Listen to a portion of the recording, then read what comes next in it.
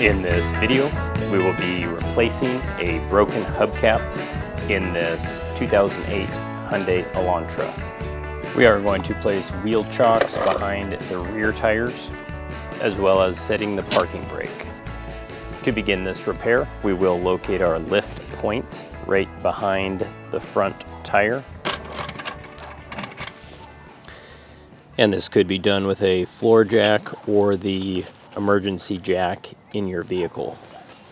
And with that tire slightly elevated off of the ground so that it rotates free,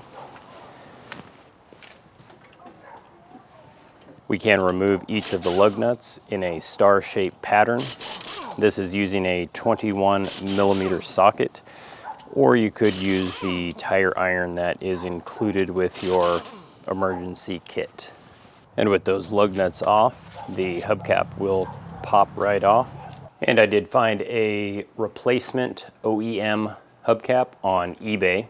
This ended up costing about $35.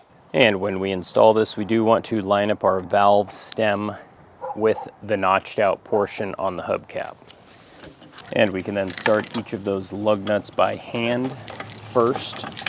And I do like to wiggle the tire around just a little bit to make sure that it gets seated properly. And it is recommended that these get torqued to the proper setting when installing them. We can then lower the vehicle, remove the wheel chocks, take the parking brake off, and this repair is complete.